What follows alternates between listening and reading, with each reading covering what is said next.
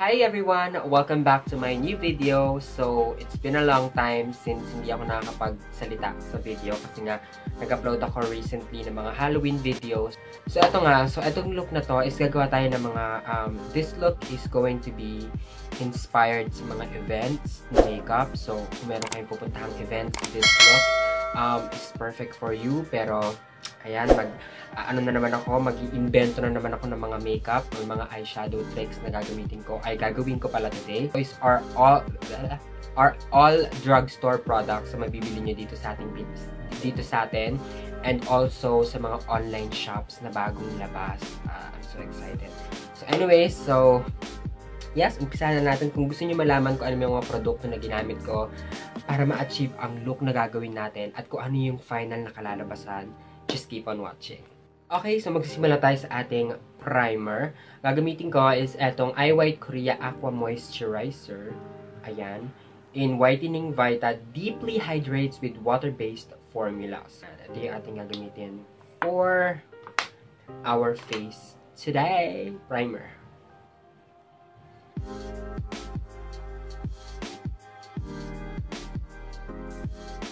Okay, now for our foundation, medyo magla-light lang ako or hindi ako masyadong gagamit ng mabigat na pundasyon sa aking face. So, I'm going to use this BB Holic Everyday BB Cream. Natural looking coverage in the shade beige. So, ayan lang siya. Hindi siya super full coverage. Basta sa inyo yun, guys, kung gusto nyo, if you have parang more blemishes na gusto nyo i-cover using the foundation, okay, it's up to you. Pero ako kasi, gusto ko lang yung medyo lightweight sa face kasi nga it's an event. So, ayoko medyo parang mag-cake up or parang lalo na ngayon mag-ginetry. So, dapat tama lang yung coverage ng foundation. Then, I'm going to use my Miss Bella blending sponge. I-blend ko lang siya.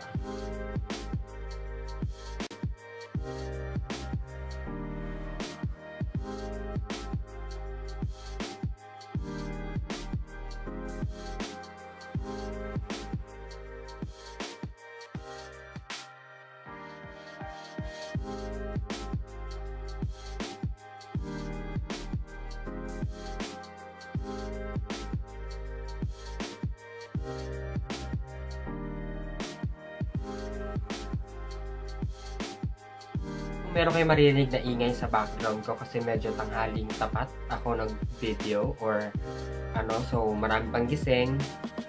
Siguro yung aso, tulog, so nakikisama siya ngayon. Anyway, so pupunta na tayo sa ating concealer. I'm going to use this tip concealer from DRUGSTORE Professional Shocking Coverage Perfection. So, ganito siya. Lahat ng mga product, ilalagay ko yung picture dito sa gilid or ilalagay ko sa description box. Cover lang ako ng very, very light.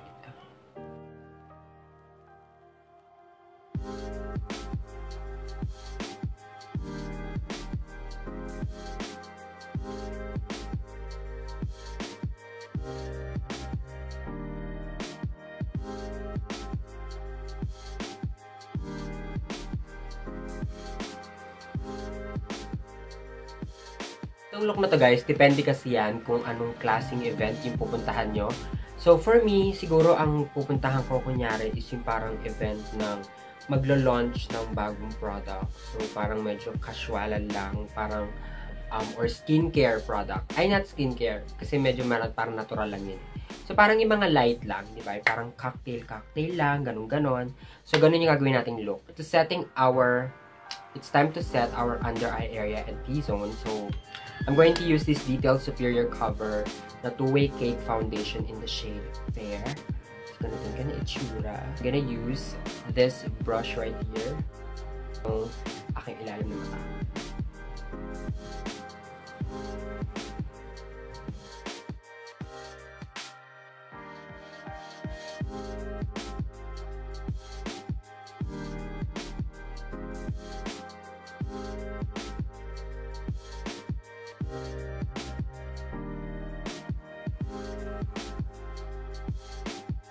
Kung makikita nyo, guys, medyo light yung center ng aking face. So, para naman sa ating outer corner ng face, gagamit ulit ako ng same brand and same product, but ibang shade yung gagamitin ko. I'm going to use the shade Natural.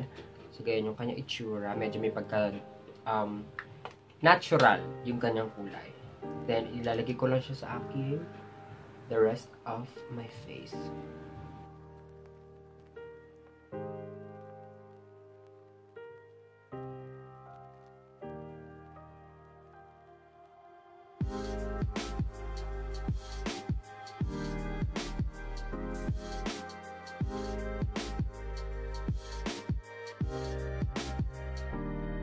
Okay, now it's time for our contour product. So, ang gagamitin ko is itong EB Advanced Contour na Shade and Light palette. So, ang kukunin ko is itong shade na nasa gitna. Mag-i-sculpt lang ako ng face kasi medyo masyadong light. Sa camera, masyadong light yung face ko. So, magko-contour ako para mabawas-bawasan. Para magkaroon tayo ng shadow.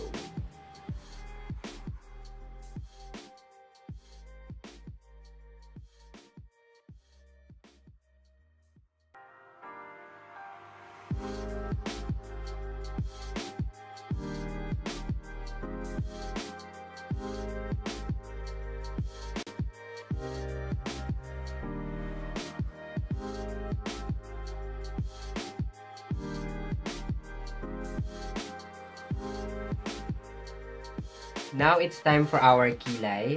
Ayan, medyo dark yung ating hair ngayon. So, magda-dark tayo ng kilay. So, ang gagamitin ko is itong Detail Make Brow Gel 24 Hours Eyebrow and Eyeliner Gel. Waterproof and long-lasting in the shade Brunette. So, ganito siya. Medyo dark brown siya. Gagamitin natin yung ating pangkilay ngayon. We need to snatch our brows. Dahil kilay is life. So, ilagay na natin.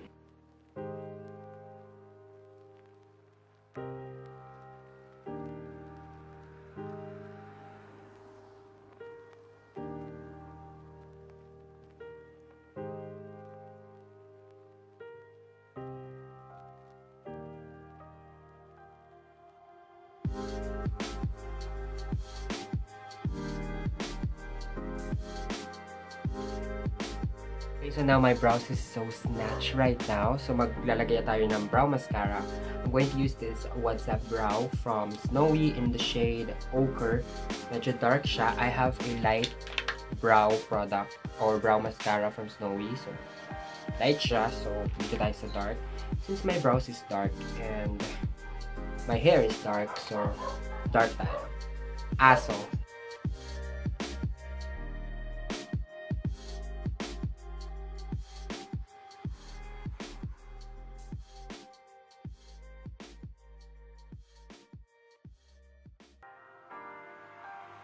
So for the eyeshadow today, I'm going to use this Cams Cosmetics Glam Eyeshadow Palette. So sorry kung lagi nyo siya nakikita sa mga video ko. Kasi I love all the shades. Ayan, kung makikita yung bakchina nyo. For our crease area, I'm going to use this shade right here. Then ilalagay ko lang siya sa aking crease area.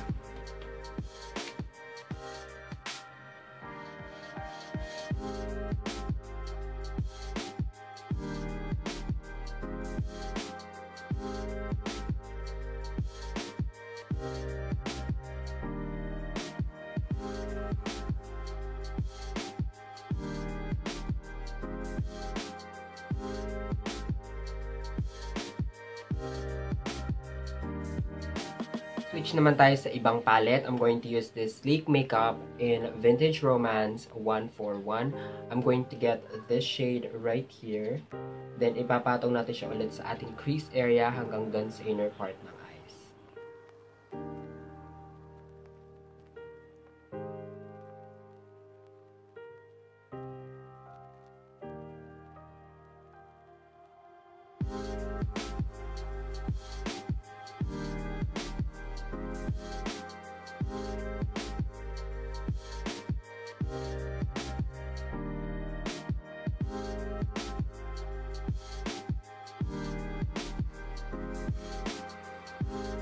Babalik naman tayo dito ulit sa Cams Cosmetics. I'm going to get this maroon plum shade. Then, ilalagay natin siya ulit doon sa inner corner and outer part ng eyes. So, tatlong patong na siya, besh.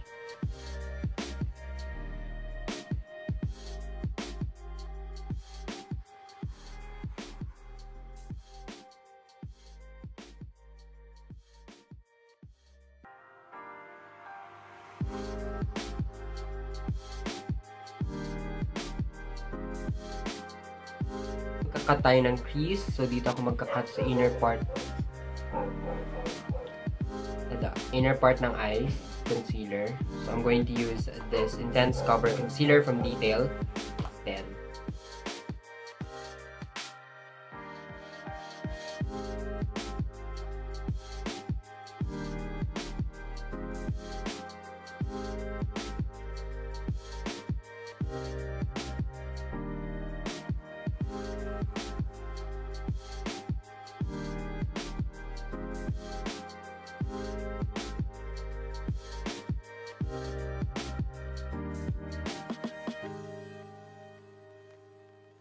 We're going back to this color from Cam's Cosmetics. Then, ilalagay natin siya dito sa ating half lang ng eyes.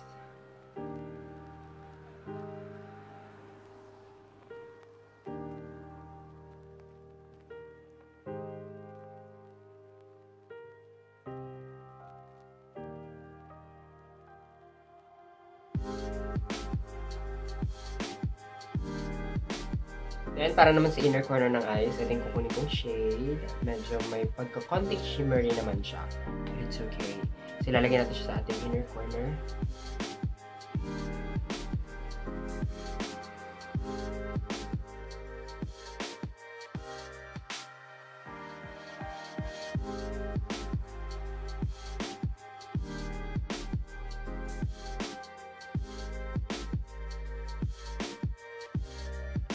Dahil dito sa sleek na vintage romance, I'm going to get this black with medyo may pagka-glitter effect. Then maglalagay lang ako ng wing sa ating outer corner ng eyes. Then kukonect natin siya dito banda. Like this.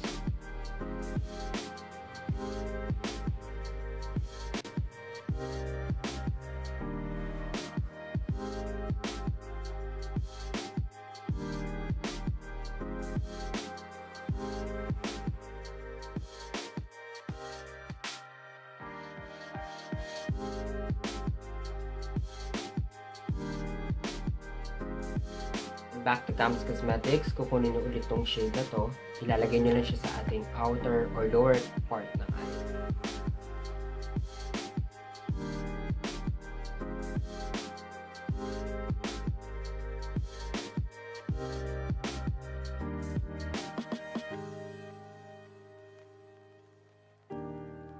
Sa inyo guys, hindi ako masyado naglagay ng eyeshadow sa baba kasi gusto ko lang maging natural yung lower part ng eyes ko, but ating slay! For my eyelashes, walang bago. Always using this Fashion 21 Double Up Mascara. Top and bottom ako maglalagay para bongga.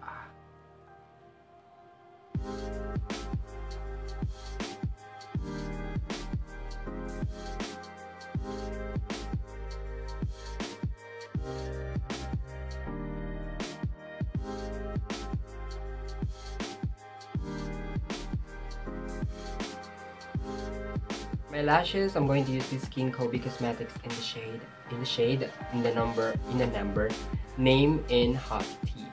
So nalagay ko lang siya off camera, then I will be right back to you guys. So nag-highlight muna ako ng inner corner ng eyes and then also the brow bone. I'm going to use this Colourette Cosmetics face gloss in the shade Dream Quartz. Tapos ayan, highlight lang.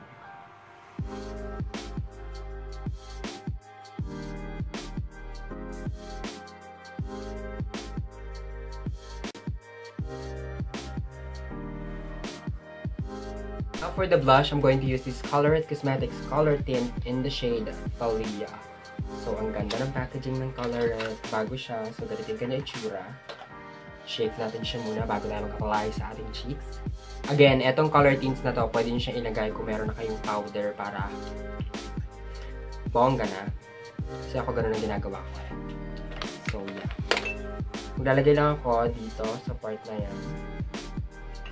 Medyo marami ata akong nalagay. Then I'm going to use a brush like this to blend the tip.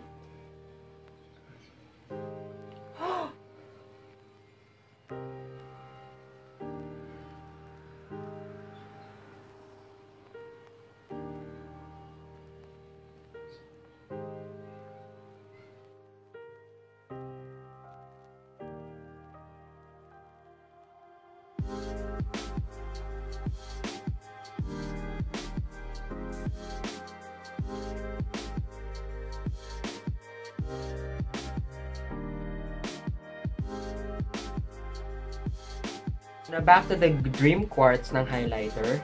Then, nalagyan ako ng highlight.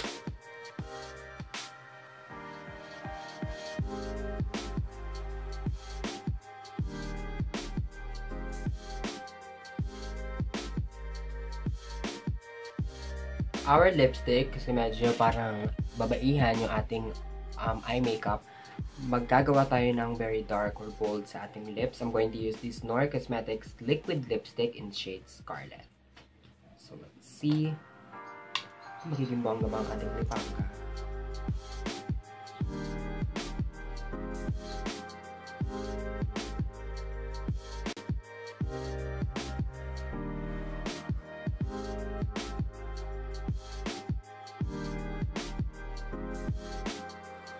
Yan ang background. So again guys, okay, tapos na tayo sa ating look. So, ipisahan na natin ang ating final aura.